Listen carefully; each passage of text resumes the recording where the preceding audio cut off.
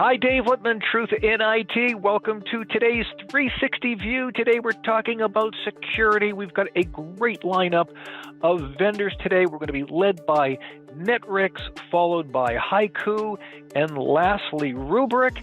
Each segment will take probably about 20 minutes. We're going to try to wrap it all up within 60 minutes.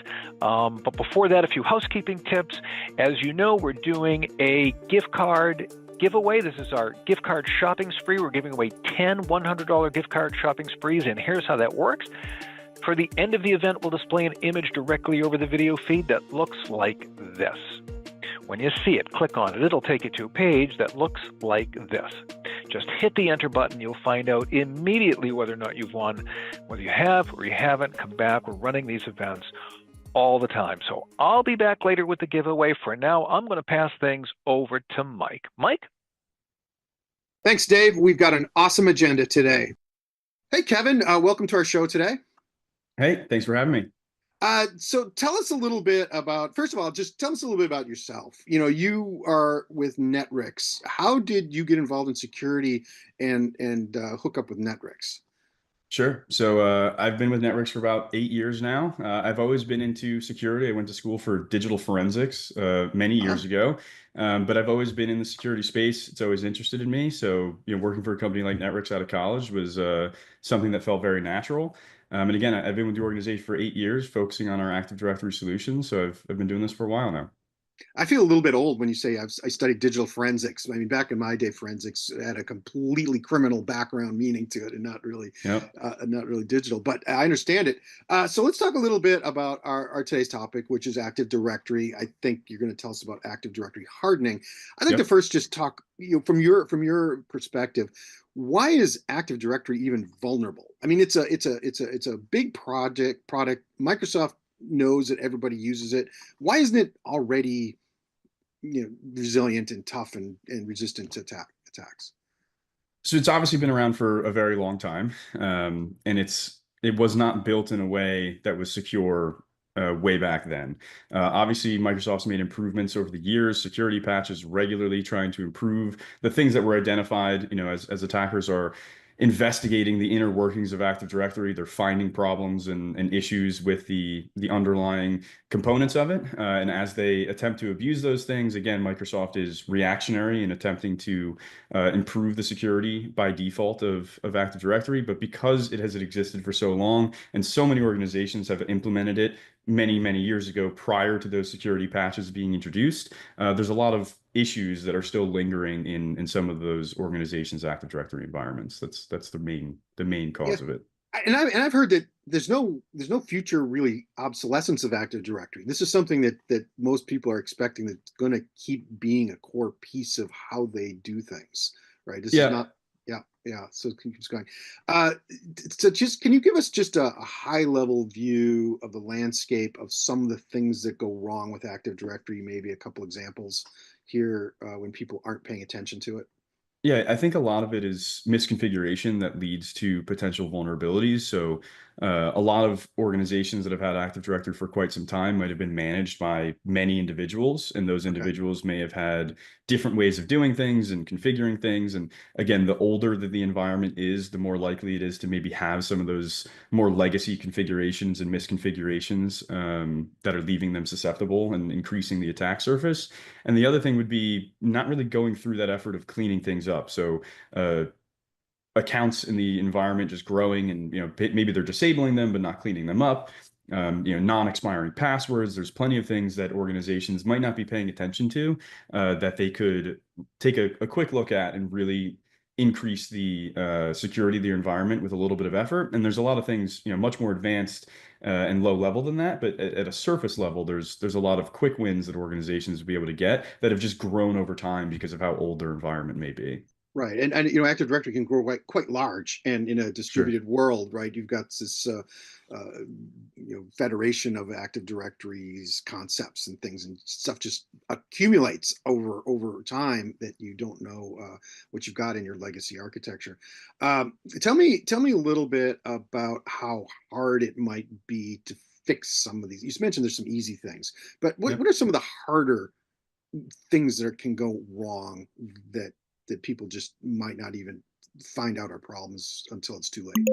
Yeah, I would say, the easy ones, stale accounts, things like that, no brainer. But when you're looking at some of the more advanced things, weak passwords in the environment, surface accounts at the surface level, I think are a very general, easy topic to understand on why you would need to secure them. But actually going through the process, working with all the stakeholders, the owners of those accounts can be a very cumbersome process, getting everyone on board to, actually want to secure those things, understanding the impact of them. So as a part of securing them, it may impact their usage and operation. So ensuring that you're not actually causing issues within the environment as you're going to secure those. Certificates are a big one these days. It's a much more recent topic Yeah, that yeah. a lot of research has been done on. So yeah, at a high level, I'd say service accounts and certificates are probably some of the more advanced, harder to tackle projects, but very important nonetheless. All right, let's dive into that a little bit more and look at some of the specific things Netrix is doing for customers, or is able to help them with. And let's just start kind of at a like you mentioned, in a basic stuff like account level things, and stale privileges. How big a problem is that in your experience when you walk into a company that hasn't looked at Active Directory? Like, say it's got 10,000 objects in Active Directory. How Yep. big of a vulnerability uh, surface is that? So I would say when we're looking at things like stale accounts, organizations, the larger the organization, the more likely they are to have a lot of stale accounts or disabled accounts that are just sitting there, potentially increasing their attack surface. And Mm. while stale accounts might not be, the biggest problem we'll talk about today, it's not just automatically making you vulnerable to something. It's also not helping in any way, and it can be increasing the attack surface.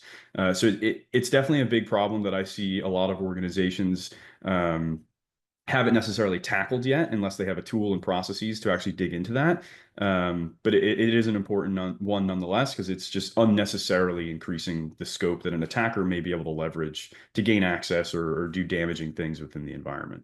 Yeah, let me bring in a concept of time here too, because I think my question was, looking back at things that might have been left behind, Yep. but people are doing bad things now, and we want to, harden. I think is the topic of our thing. We want to make it hardened going forward.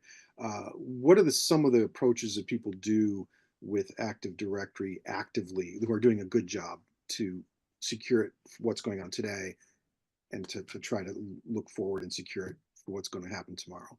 Sure. I think one of the biggest things is running, reoccurring security assessments or risk assessments, understanding the scope across the board of the environment. Netrix actually has a tool, Netrix Ping Castle. There's a freeware version of it as well that organizations can run to repeatedly understand the scope of the vulnerabilities and misconfigurations in Mm. their environment, get a very easy to understand, in layman's terms, what these problems are, and ideally are able to take that and run with kind of a prioritized list of the things that they can go and improve, and start taking efforts to remediate that. And that's the biggest thing, is actually taking that step of understanding what's out there in the environment and trying to formulate that plan of how do I go and actually do things with the data that I'm getting back, and start to improve and secure my environment over time.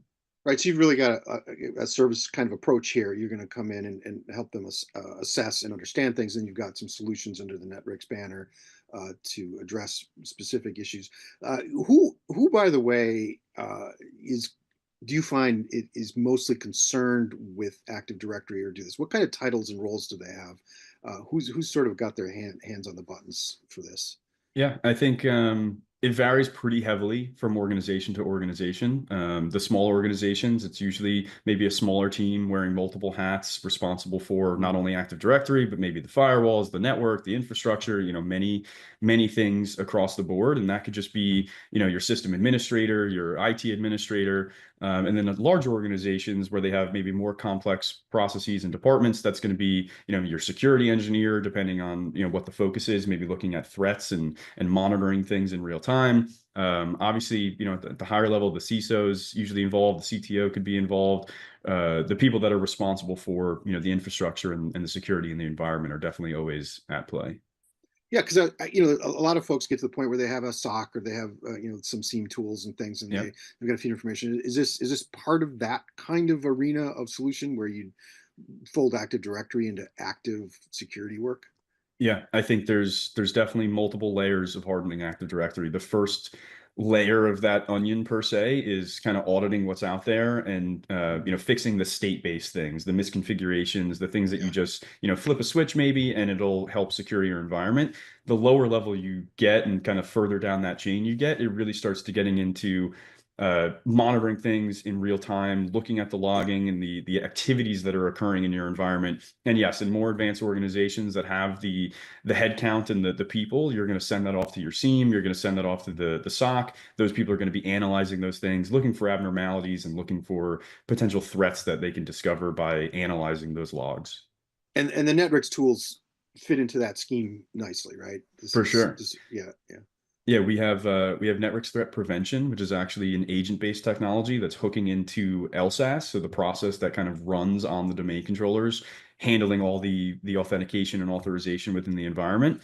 And that's actually allowing you to go a little bit lower level than native logging. So native logging allows you to analyze certain things within the organization, usually a little bit more noisy than some organizations like. Whereas the agent that we're leveraging allows organizations to have a policy-based approach where they can look at the specific things in their organization that they're interested in capturing and understanding. So somebody can actually implement some like learning, recurrent learning cycle here, where they can find stuff that's going wrong, maybe unique to them or specific to their architecture, For sure. and make a policy and use LSAS, the LSAS agent technology you have to keep going forward on there. I like that. Yeah.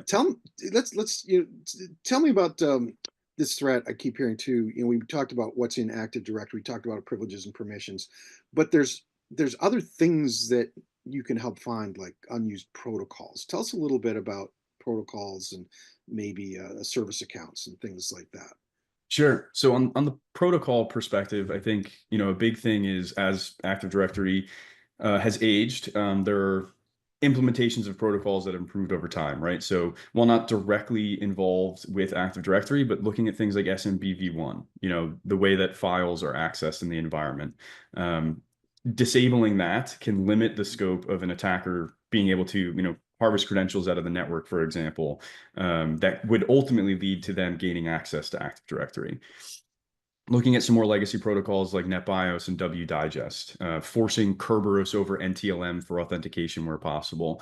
There's a lot of things that Active Directory has leveraged over the years, or Windows even, Microsoft Windows over the years, that you should be able to disable in more modern environments. And again, that might be a little bit cumbersome, making sure you're understanding the impact of all the service accounts and applications and servers that you have, and you're not potentially impacting their operation by getting off of some of these legacy protocols. But ultimately, if you're able to, it's a pretty big leap in securing the environment and hardening Active Directory. Yeah, so with that, that concept of privilege escalation, I think Yep. we had mentioned. Um, that's interesting. So what are some of the attack paths that you're seeing people do other than maybe that privilege escalation, or maybe fancy ways of doing that? Yeah, I mean the most basic way to describe it is, you gain access to an account, right? Say an attacker just somehow gets a foothold in the environment, phishing attack, what Mm, have you. yeah. They gain access to an account, and that account can reset the password of Mike's account, right? So they get in on Kevin, and that they find out through doing their enumeration and reconnaissance activities that the account they gain access to can reset Mike's password. Then they're able to get on Mike's account because they reset the password to something that they know.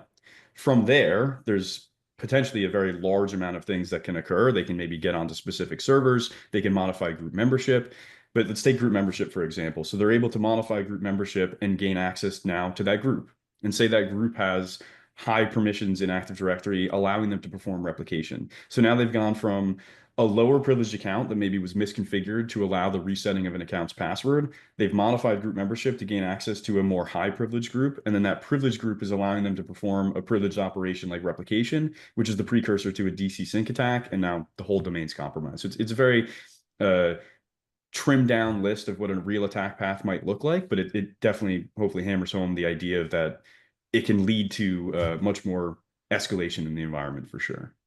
Right, right. So, I mean, that's just interesting. And normally when I think of a weakness in something like Active Directory, it's, oh, someone has a password of 1 2 3 4 5, right? And it's Sure. like that doesn't even seem to scratch the surface of what can really go wrong, because uh, when she's talking about group permissions, most people don't even look at that. most people probably don't even know what groups they're in to start Yeah. with, right? So you've got this shadow privileges on all these accounts that someone's got to take a look at and keep on top of, which is interesting.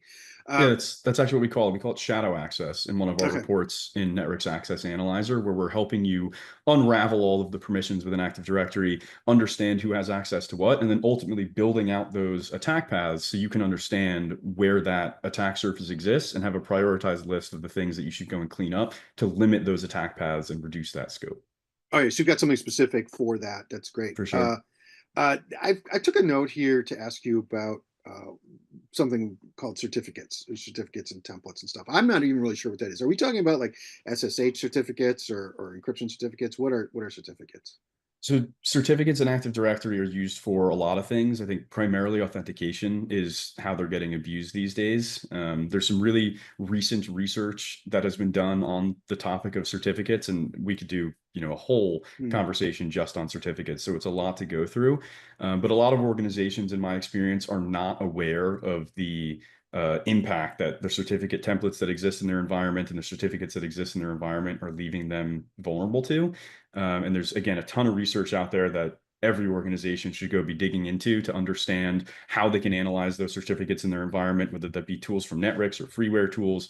It's a very important topic that should not be ignored and is definitely a more actively exploited thing in organizations today if they're under attack. Yeah, I mean, I would suggest naively that the lesser known things become the most hacked things, right? The For less people sure. know about something, the more vulnerable it can likely be because less people are paying attention to it.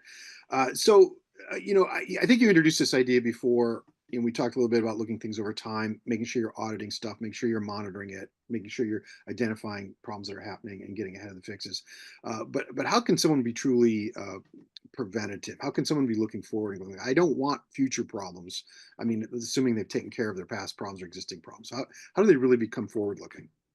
Sure. So I think obviously going through the effort of securing the environment and implementing repeatable processes is the biggest thing. Don't let Mm. yourself fall into that same trap and identify past things that you've resolved reappearing because you didn't stay on top of them. That sort of Um, implement the policy based on what you saw going wrong, and then it won't for happen sure. again, right? Okay. Yeah. And looking specifically at some Netrix tooling, Netrix threat prevention, the LSAS agent we were talking about before, actually has the ability to prevent things from occurring within the environment. So the way that we're hooked in at the LSAS level, we're able to see things before they happen in Active Directory, and organizations can build policies to actually prevent those things from occurring. So whether it's something as simple as modifying domain administrators, all the way to something much more advanced like performing replication in the environment. And those policies can be curated to not impact normal operation, right? Allowing domain Mm. controllers to replicate because that's a part of their normal process and what their operation is, and allowing your other domain administrators in the environment or specific sets of accounts in the environment for modifying the domain admin group. All of that can be controlled and implemented in a way that doesn't impact normal operation, but also prevents these things from getting exploited and allows you to have that audit trail and monitoring of when those things are occurring in the organization as well. All right. So yeah, you definitely want to be looking backwards, managing what you're doing right now, and trying to get ahead of it and predict future problems. Sounds like Networks has got all those bases covered.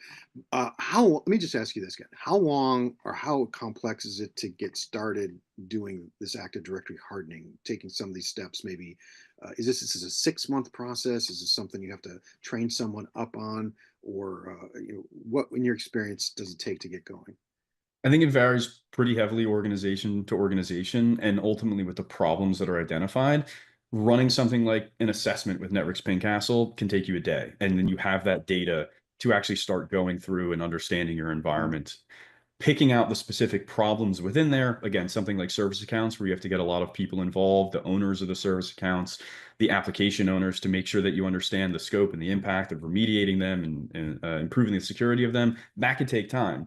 But there's also going to be a slew of other things that you could tackle that would take significantly less time, right? Understanding those stale objects and stale accounts, improving the security of some of those certificate templates or the Active Directory permissions in the environment. Those are easy concepts to understand when you have a report or an output of a tool that's giving you that data. And the impact of them should be super limited comparative to something like triaging service accounts. But the impact on security and the attack surface reduction is pretty significant. Pretty big. So if you're a CISO out there or in charge of governance and compliance and stuff, I mean, this should probably be part of that too, right? You need to keep doing this on a recurring basis and keep making that list get shorter and shorter and shorter over time, right? The constant improvement in your security Certainly. posture.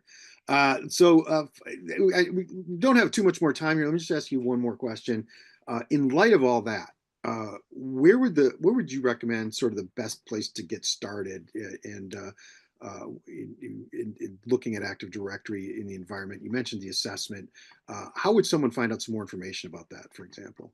Yeah, so obviously our website has a list of all of our solutions and products. That's a great one-stop shop to understand about how networks can help in a lot of these instances. And we actually have an attack website too, an attack catalog that highlights how these attacks work and how attackers and malicious actors are potentially performing these attacks, how to defend against these attacks. And it's a very educational component that walks users through how some of these attacks work. So ultimately how they can understand how they can defend against them. Right. I think we just scratched the surface of this. I thought, Active Directory was one thing and we could just harden it, right? But it sounds like it's core to so much and has so many things going on with it, and it's been around for so long that it can be a complex thing to secure without help from companies like yours, right? I would just say, hey, check out netrix.com. That's netwrix.com. And thank you, Kevin, for coming around. Maybe you can come around again and give us a demo next time. Sure, that'd be great. And with that, back to Dave in the last session. All right. Great job, Mike. Thank you very much. And many thanks to Kevin Joyce, Director of Product Management at Netrix. And of course, many thanks to Netrix for supporting today's event. Next, I'm going to pass things back to Mike. He's with Simon Taylor, founder and CEO of Haiku. And they're going to talk about protecting data held in SaaS applications. So let's go over to Mike, then we'll come back and meet with Rubrik, and then we will do the giveaway. Okay, thanks, Dave, again. Hey, welcome, Simon. Welcome back to our show. How are things going? Going great, Mike. Thank you so much for having me here. All right, we talked before, and obviously the topic du jour is protecting your SaaS data as part of the bigger program of data estate. Let's catch people up a little bit. Haiku's really in the business of protecting SaaS data, but what is the problem with SaaS protection? Don't the SaaS vendors protect it? I mean, what's the big issue here? I would say that's the biggest myth in the IT industry, Mike, and thankfully it's starting to be remedied, but the reality is there are about 30,000 SaaS services in the world, and there's about 10 of them that actually back up and recover their customers' data. We have customers all the time who say, but I called my SaaS vendor and I asked them, do you back up your data? And they said, yes. And I said, yeah, but you asked the wrong question. You asked them if they back up their data, which they do. They just don't back up yours. The shared responsibility model, which was pioneered by AWS and then adopted by all the hyperscalers, made it very clear. They're going to prepare and provide a service for you and guarantee you a certain amount of uptime as an SLA. But the data is yours to protect. It's yours, it's yours, it's yours. Yeah. And until this point, frankly, nobody's really made the investment to back up and recover SaaS data. Thankfully, that's changing. Haiku has been around now for 8 years, sort of yelling and screaming this story.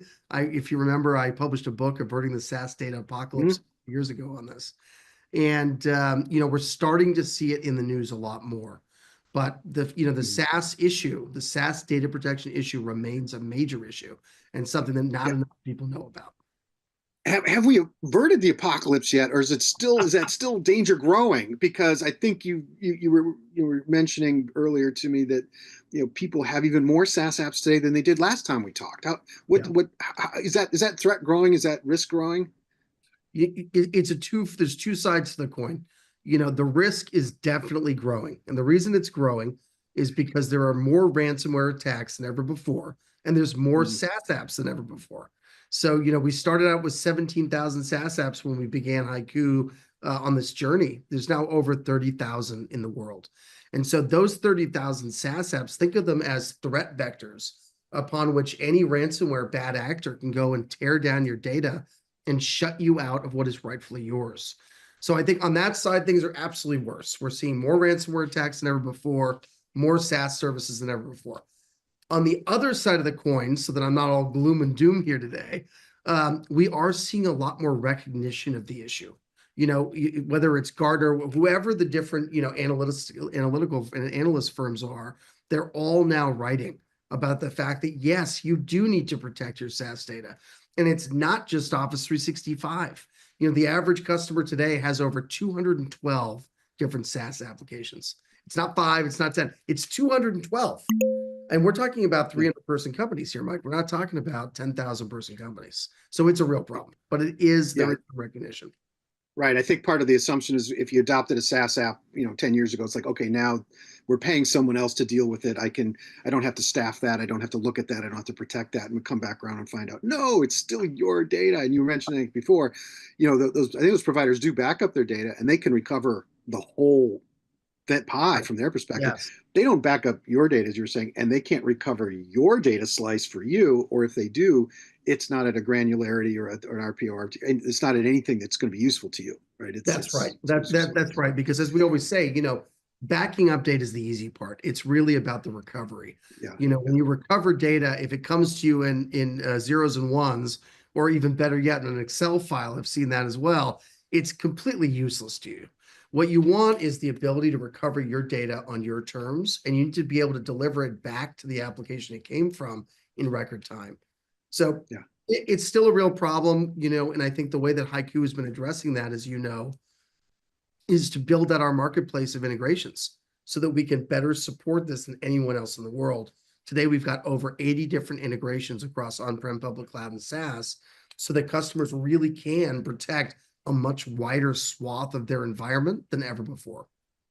And we talked last time, if I'm remembering right, that if you have 200 some apps, maybe more, and you guys have 80 pre-built connectors, that doesn't leave someone in the lurch because you've got some low-code AI-enabled tooling that they can bring in their other SaaS real data state Absolutely quickly, right? Look, you can't get through an interview without talking about AI, as we said. I know it's got to come up. and I think the last time we met, we talked about the fact that Haiku is partnered with Anthropic. And what we've done is we've enriched Anthropic so we can support our low-code development platform.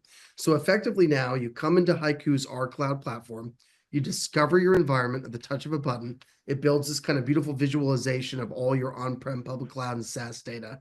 And then anything that is covered by us, you pull up a marketplace integration. There's a lot of integrations that you may not, or a lot of SaaS services you actually may not need complete granular protection for. And with those, you can use our low-code development platform to add a baseline of protection, no matter where your data sits. It's one of the most advantageous aspects of our Haiku platform because it is truly future-proofed. No matter which direction the market goes, you can imagine that because it's truly extensible and is using AI, we can actually continue to generate those AI integrations and keep adding to the marketplace over time. Right, and your AI, tooling is going to get smarter too as more people do more integrations. It starts to get to the point where it's too smart, Mike. We don't know. And don't worry about it. We got it covered. So let's talk about some other news there going on at Haiku. So that was already been. Gosh, it's already been a year since that's been out, right? You guys are doing that. Yeah. So what's been going on since then? I know you guys are doing some deals. You're expanding. You're expanding what you're doing. You're getting your message across that data protection isn't just about your storage systems and your own apps, but these SaaS apps. So what's happening there? Well, I'll tell you, about a year ago, we embarked on this journey with Dell. And the idea was that Dell, has the best deduplication in the world. And their data domain and PPDM product lines are just incredible. And so we knew that data domain as a storage facility was fantastic. And we knew so many of our customers had it. We started to work with Dell and we built an integration to what we call the DD Boost ecosystem. And what that means is that whether you've got data domain or you're using the DD Boost protocol, Haiku will connect with it. You can get all the value of data domain, and you can leverage it across the on-prem, public cloud, and SaaS. So we thought this was really exciting. It was a great technical win to get that out to the market. Well, sure enough, Dell comes back to us. We have a great conversation with them, and we built a relationship that ended with us being added to the ETC, the Extended Technologies Partnership Program. And essentially what this means is any Dell customer can now purchase Haiku from their Dell seller directly, which Okay. is a phenomenal thing for us. And really, the great thing about it is we're not doing this alone. We're working with David Noy and the PPDM team, which is Dell's own software. And it's a wonderful, wonderful software that really does an amazing job of backing up and recovering things like VMware incredibly well. Cool stuff going on there. We were talking about also uh, some of the things that you're doing with compliance and regulation and governance. Europe keeps moving forward on that. We mentioned before how IT shops weren't saying, "Hey, I have to back this up." And we're just, but now there's some actual regulations that say you have to be responsible for your data no matter where it is. Is that playing into what's going on with your marketplace in Europe? Is it coming to the United States? How are people taking that, and what are they doing? It's funny, actually, I was in a text exchange last night with a good friend of mine who's also the CEO of a tech company. And he said, gosh, I'm really stuck with this whole DORA thing, these regulations. He was sort of concerned about it. And I said, for once, I actually think these regulations are good. And I'll tell you why. The DORA regulations essentially are reminding us that the data that we used to care so much about on-prem needs to be taken care of when it's in SaaS or in the cloud as well. And I think the world needed to wake up to this. There's no IT professional in the world who would disagree with the statement that you need to back up the data that's in your servers. But there are lots of them that will say, I don't need to do that with SaaS, and I don't need to do that with cloud. So this regulation is sort of forcing their hand a little bit, which nobody likes. I agree that that's uncomfortable. But it's so important because such a gigantic amount of our data, by our estimates, about 80%, is now spread out across SaaS and cloud. And so the idea here is we've got to make sure that individual companies and customers and organizations and governments all understand the need to get that second or third copy of their data somewhere that is safe, somewhere that is neutral. Yeah, and when we say cloud services too, we don't just mean Salesforce and an Amazon service. We mean databases and things like that. There's 100%. It's really interesting, Mike, isn't it? The word cloud is such a misnomer. Really, I like to describe it as thousands of raindrops all stuck together because each hyperscaler has upwards of 200 different apps and databases that come as a part of the package. And today, with people having so much care and concern about data lakes, everyone's talking about their data lake. Well, if you're running BigQuery or Cloud SQL or any of these things, what you really need is a lifeguard. You need someone who's going to reach in and help you to recover your data, stay compliant, orchestrate properly, and that's where Haiku comes in. So I think it's a very exciting time to be in our business because we've invested so much and so proactively in all these different areas of data protection. Yeah, and there's definitely more emphasis on getting hands around your data footprint and your whole data state, no matter where the data is living. We mentioned that before. Yeah. I think I have a question in my mind, and maybe it's just a positioning question. You mentioned our cloud before, and it's sort of the backbone of what you're doing. Could you just put some framework around that? Can you use a visual of what our cloud actually is? Yeah. One of the things we realized, first of all, our cloud stands for Resiliency Cloud. And the idea behind it is that we're going to break down all your data silos and make it easy for you to manage, consume, and protect all of your data in one place, no matter where that data sits.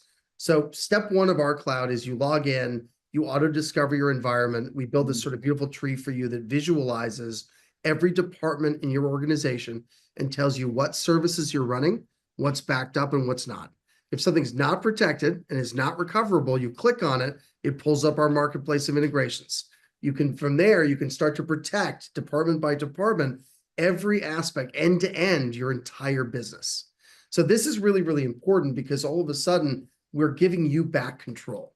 You no longer have to worry about, well, what about the 30 things that we didn't consider in this project plan?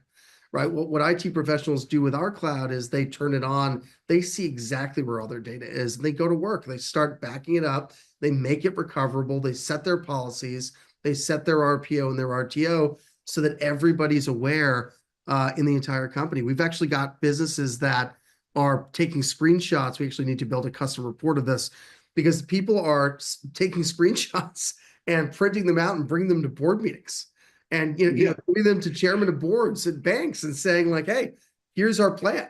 Here's how we're protecting everything." And it's amazing to see. I think it shows you a couple things. It shows you that this really is new. This really is something that wasn't being done before, and it's being done now. And it shows you the need to have that kind of one ring to rule them all, so to speak, where you can sort of visualize and protect all of your data, no matter what its source is. How hard is it to get to that first view? And you mentioned in our club where I see the departments and I've got the inventory of my SaaS usage in the state. How soon do I get that sort of view? You can actually go to haiku.com, www.hycu.com, and actually turn on the service right now. It auto discovers. It's 5 clicks of a button, and it integrates with your Okta or your Enter ID and allows you to really get that power, that sort of complete visualization, right off the bat. All right, so pretty easy to do that. I was going to ask you if someone wants more information about our cloud or whatever to do. I think you've already gotten us there, but if they just want to do one more step of research before pushing that button and kicking the tires, what would you have them start? Yeah, go right to www.hycu.com or contact your local Dell representative.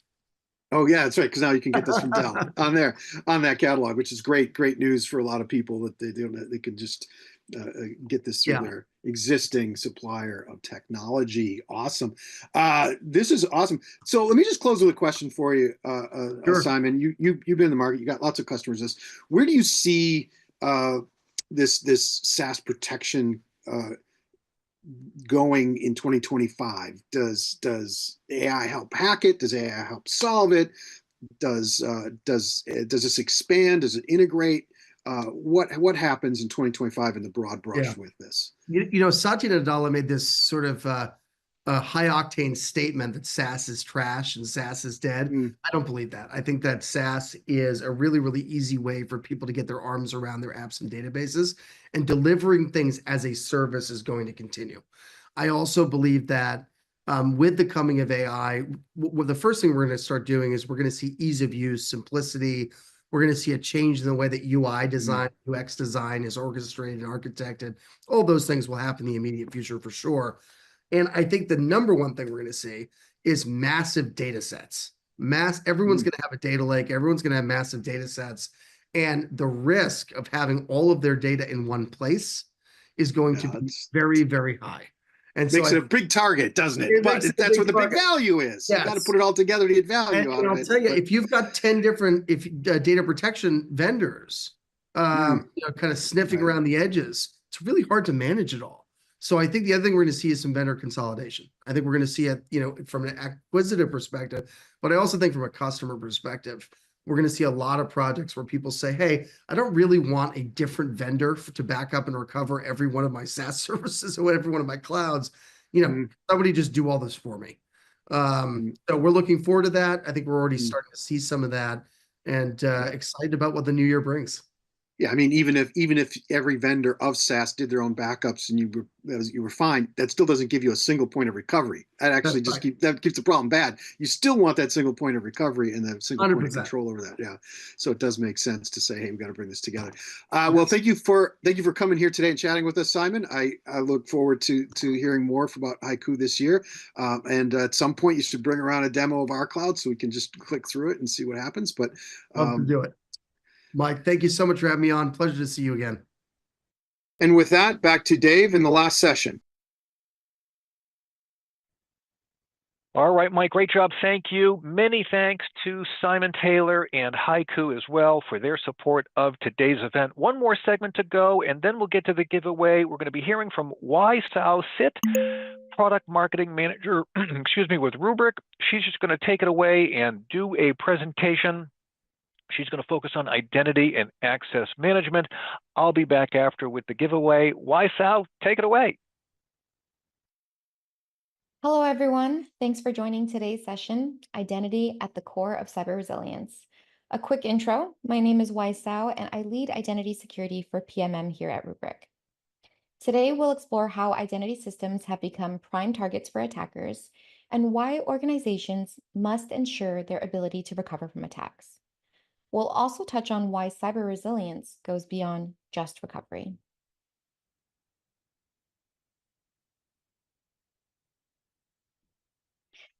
Identity is the gateway to data, and attackers know it. From compromised credentials to Active Directory attacks, identity-based threats are rampant and on the rise. A few of the stats that we see here are that 90% of organizations face an identity-related incident in the past year, and 50% have experienced an AD attack in the last 2 years, which are both staggering. So why is that? Why are we seeing such a focus on identity? I think most of us know it is because identity is the easiest path to critical data. Hybrid environments add complexity with misconfigurations, lack of visibility, and fragmented security controls. And all of this creates these opportunities for attackers and threats to get in. And historically, this has held true. For example, the NotPetya attack on Ukraine that impacted many, but was best known for crippling Maersk, the world's largest shipping company, in 2017. So what happened here? The attack began at Maersk's headquarters, where computers froze and displayed ransom demands in Bitcoin. Within minutes, thousands of computers and servers across Maersk's offices and ports worldwide were infected. And freight terminals from Los Angeles to Rotterdam to Mumbai were all impacted, which didn't just affect Maersk. It disrupted global shipping, which in turn disrupted the supply chains of several industries. And Maersk was forced to shut down all of their systems for several days just to contain the attack. And they suffered something in the ballpark of, 300 million in losses. So now, what does identity have to do with this? Well, first of all, NotPetya leveraged Active Directory, or AD, to spread rapidly and disrupt operations across Maersk's entire global network. And we can point to a few key identity security failures that exacerbated this, right? First, exploiting Windows vulnerabilities.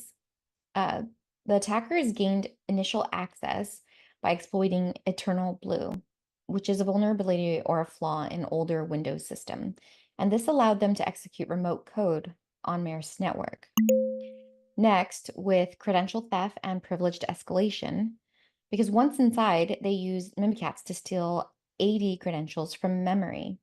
The stolen credentials allowed them to escalate privileges and move laterally easily. And with AD compromise and malware propagation, these attackers leveraged stolen AD admin credentials to execute malware across all of Maersk's systems. Doing this, they were able to use legitimate system administration tools to remotely install NotPetya on every single machine. And of course, it was especially pervasive because of the destructive nature of the attack. NotPetya wasn't just ransomware, it was a wiper, destroying master boot records, which made recovery nearly impossible. And as we'll continue to explore in this session with Active Directory crippled, Maersk pretty much lost control of their IT infrastructure. Maersk was able to recover only because a single surviving domain controller was offline due to a power outage. And had this one DC also been encrypted, rebuilding their AD would have taken weeks, if not months. So what did we learn here?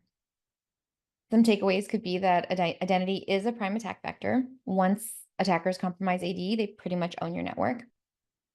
Recovery is critical because if you can't recover your AD, you can't recover your business. It's shut down until you can. And traditional recovery is just too slow. Without automation and a purpose-built solution, rebuilding AD is manual, complex, and time-consuming. Now, we won't spend too long here, but I wanted to highlight a few key points with Colonial Pipeline. I don't know anyone who hasn't at least heard of Colonial Pipeline, especially in the US. This ransomware attack in 2021 was one of the most disruptive cyber attacks in US history. So what happened here was attackers gained access using a single compromised password from a deactivated VPN account. The VPN account lacked multi-factor authentication, MFA, allowing the attackers to log in pretty easily. And once inside, attackers deployed ransomware, encrypting key systems. Colonial shut down the entire pipeline, and this caused fuel shortages across the East Coast and the US. And the impact was devastating.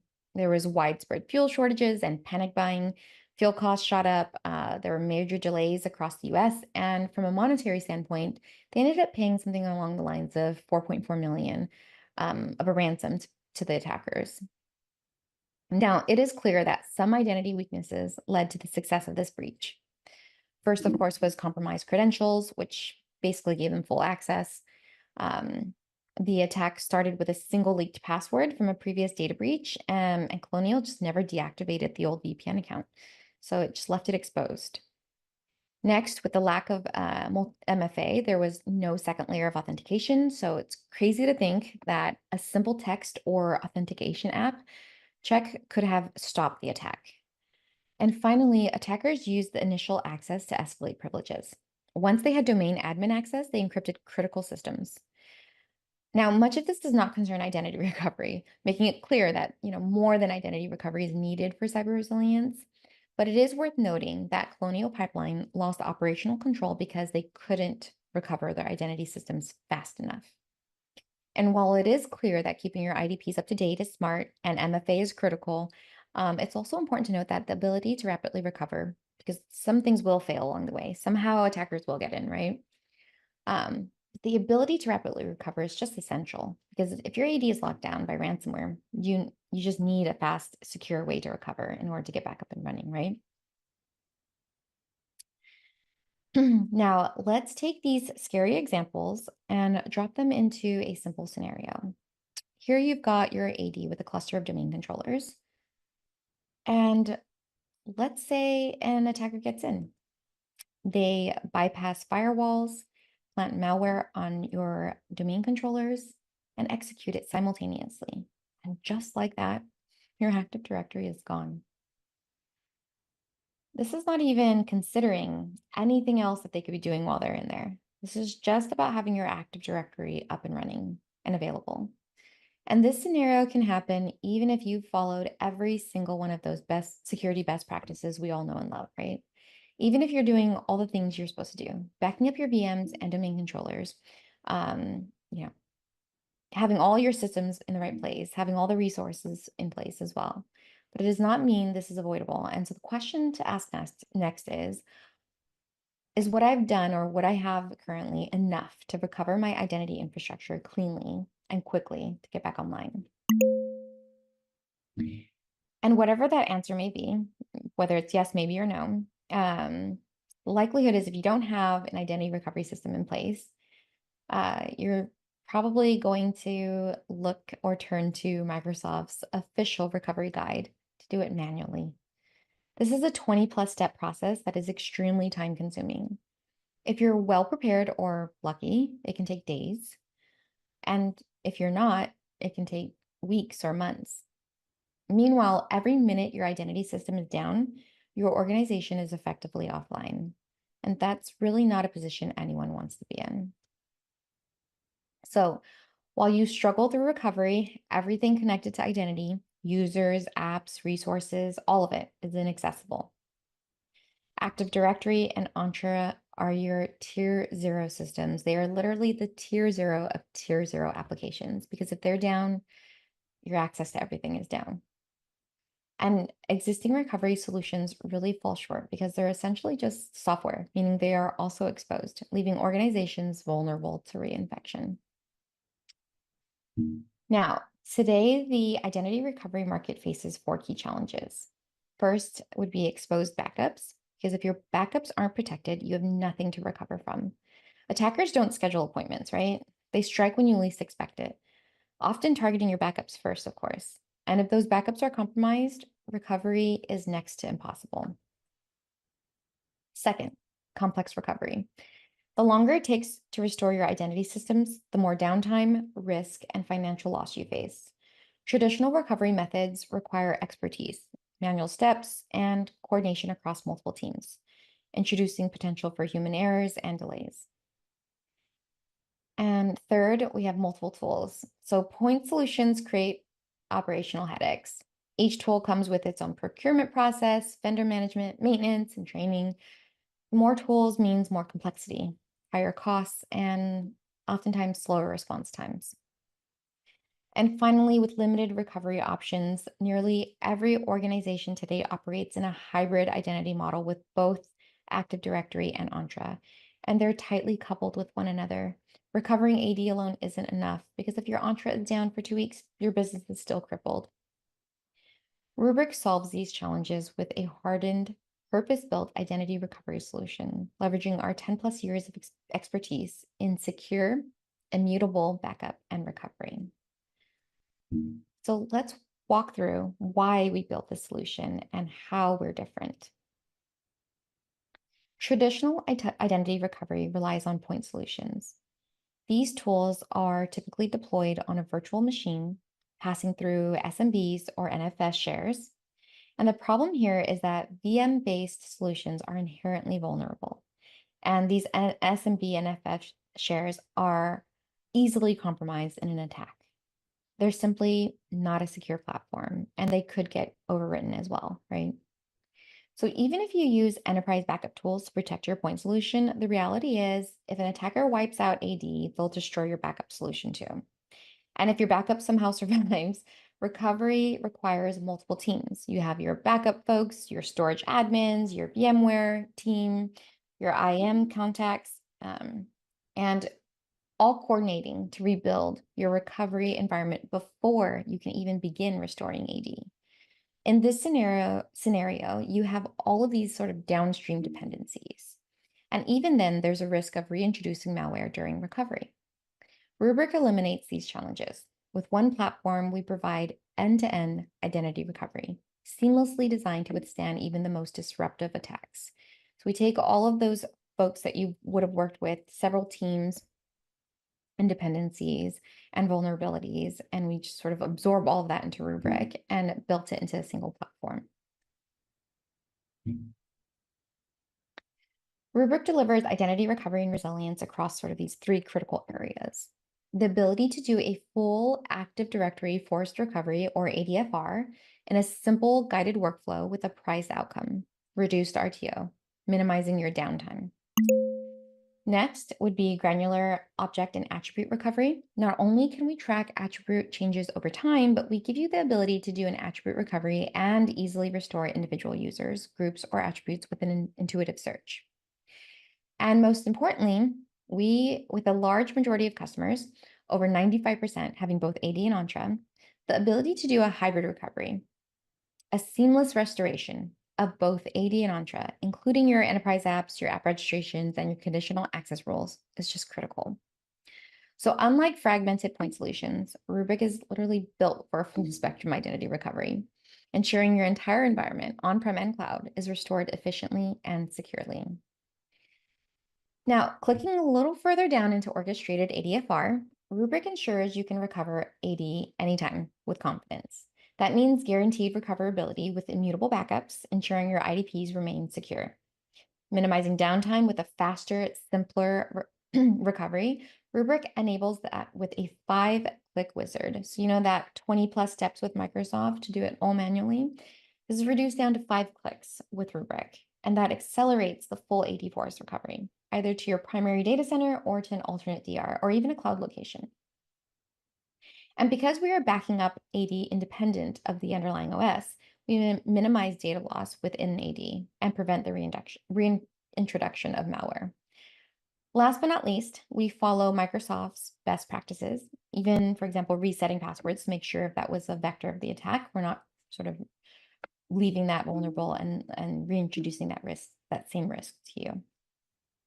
So whether restoring to a primary data center, DR, or cloud, Rubrik ensures minimal downtime and maximum security. And now clicking down into hybrid recovery. So here's a major problem. If you recover your AD forest, Entra won't recognize it, right? So why is that? Because a new forest creates new GUIDs and user IDs, breaking synchronization with Entra. Then this means your productivity tools won't work until those mappings are manually repaired, which would arguably take longer than the forest recovery itself. With Rubrik, you don't just recover AD, you recover your entire hybrid identity environment, including Entra, right? And this ensures a seamless transition back to production, getting your productivity tools and your business back online as quickly as you did the forest recovery. So now bringing it all together, to put it simply, Rubrik solves every major challenge of legacy identity recovery. Exposed backups are not an issue as we deliver a fully immutable platform, giving you high assurance that you can execute a full recovery. Rubrik drives down complexity by giving a 5-click wizard that is both simple and seamless. We consolidate identity recovery into one unified platform, reducing costs and overhead and training.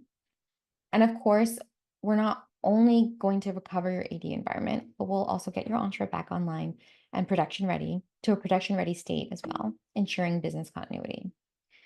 So with Rubrik, you gain a secure, automated, and scalable approach to protecting and restoring your most critical asset, identity. Now, identity recovery is a crucial piece of the puzzle, but as we heard in the examples with Maersk and Colonial Pipeline, proactively ensuring a strong cyber posture could have helped to avoid or minimize the impact of those attacks.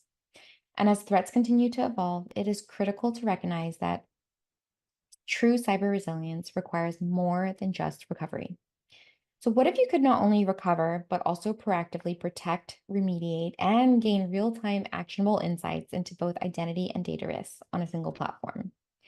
What if you had full visibility, not just into who has access to what data, but also where that data lives, when it was accessed, and how to mitigate risk to both? What if you could minimize risks to stop threats before they became breaches? That's the future we're building at Rubrik, where security isn't just about recovery, but resilience across identities and data. And if you want to learn more, please visit Rubrik.com and learn about identity recovery and how else Rubrik is enabling cyber resilience today. And now I'll pass it back to Dave. All right, great job, Weishaupt. Thank you so much. Thank you very much to Rubrik, to Netrix, and to Haiku for sponsoring today's event. Make sure you go check them out. Without their generous support, we could not hold events like this today. I'm Dave Littman at Truth in IT. Let's put up the giveaway. Good luck with that, everyone. Thank you again for coming. We want to wish you all a great day ahead.